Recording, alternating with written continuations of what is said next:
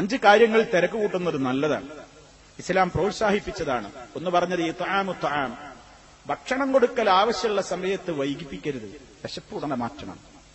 വിശക്കുന്നവന് ഭക്ഷണം കൊടുക്കണം, അത് അതിഥിയാണെങ്കിലും അല്ലെങ്കിലുമൊക്കെ.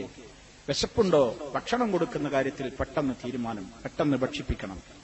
വതജ്ഹീസുൽ മയ്യിത്ത്, മയ്യിത്തിനെ സംസ്കരിക്കുന്ന വിഷയത്തിൽ അവധാനത വേണ്ട, ധൃതി കാണിക്കണം.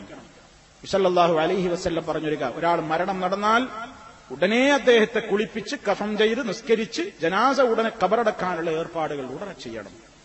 അതിൽ സാവകാശത്വം ഇസ്ലാം അനുവദിക്കുന്നില്ല.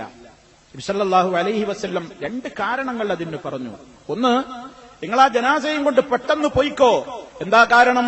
അയാൾ നല്ലവനായ മനുഷ്യനാണെങ്കിൽ അല്ലാഹു റബ്ബുൽ ആലമീൻ അദ്ദേഹത്തിന് ബർസഖിൽ ഒരുക്കി വെച്ചിട്ടുള്ള സ്വർഗീയ സുഖങ്ങളിലേക്ക് അദ്ദേഹത്തെ നിങ്ങൾ പെട്ടെന്ന് കൊണ്ടുപോയിക്കോളൂ. അയാൾ നല്ല മനുഷ്യനാണ്, നിങ്ങളെന്തിനാ അയാൾക്ക് കിട്ടേണ്ട ആനുകൂല്യം തടയുന്നത്? വേഗം എത്തിക്കോട്ടെ അയാളുടെ ഖൈറിലേക്ക്. ഇനി അതല്ല, അദ്ദേഹം തെമ്മാടിയാണെങ്കിൽ, കാഫിറാണെങ്കിൽ, ഫശർറുൻ തദഊന അൻ റിഖാബികും, നിങ്ങളുടെ പെരടിയിൽ നിന്ന് ആ മാറാപ്പ് എത്രയും വേഗം അങ്ങ് ഒഴിവാക്കി വെച്ചുകൂടെ? അയാൾ മോശപ്പെട്ട ആളാണെങ്കിൽ വേഗം കൊണ്ടുപോയി വെക്ക്, അയാൾക്ക് കിട്ടേണ്ടടുത്ത് അയാൾ പോയിക്കോട്ടെ. അതുകൊണ്ട് പെട്ടെന്ന് ജനാസ പെട്ടെന്ന്. ഇതിന്റെയൊക്കെ കാര്യത്തിൽ ആളുകൾ എത്രയാണ് താമസിപ്പിക്കുന്നത്? ആളുകൾ വരാൻ വേണ്ടി വെയിറ്റ് ചെയ്ത് എത്ര ദിവസങ്ങളിലാണ് ജനാസ കാത്തുവെക്കുന്നത്.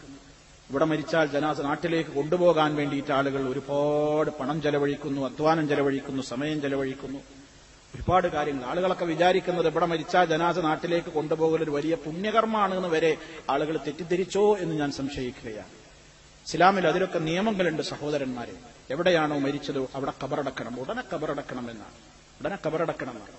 നമ്മളൊക്കെ നമ്മളെ കുടുംബങ്ങളോട്, പ്രവാസികളായ ഞാൻ എന്നോടും നിങ്ങളോടും പറയണം, ബന്ധപ്പെട്ട ആളുകളോടൊക്കെ നേരത്തെ പറഞ്ഞു മനസ്സിലാക്കി കൊടുക്കണം.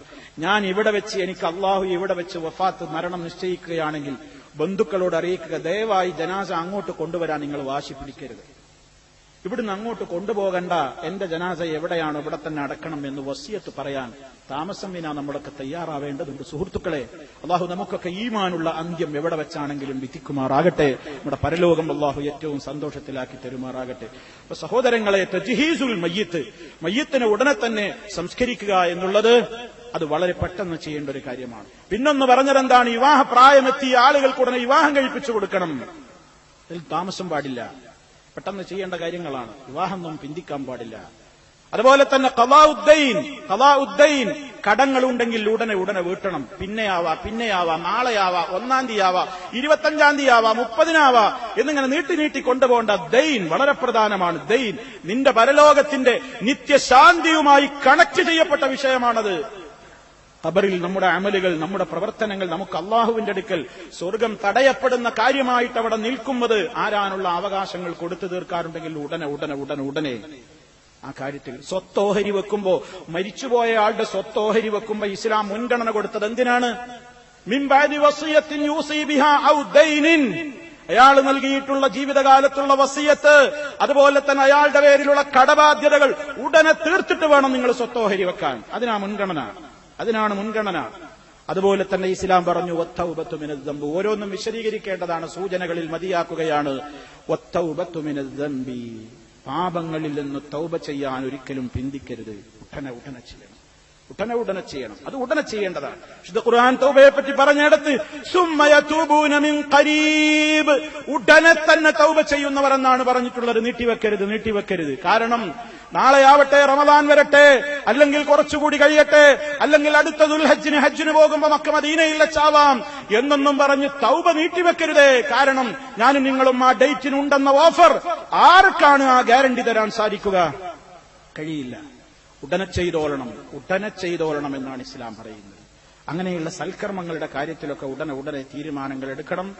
അതല്ലാതെ ഇസ്ലാം പറഞ്ഞിട്ടുള്ള അവധാനത പുലർത്തേണ്ട രംഗങ്ങളിലൊക്കെ അവധാനത പുലർത്തുകയും ധൃതി കാണിക്കണം എന്ന് പറഞ്ഞൊരു സൽക്കർമ്മങ്ങളുടെ കാര്യങ്ങളിലാണ്.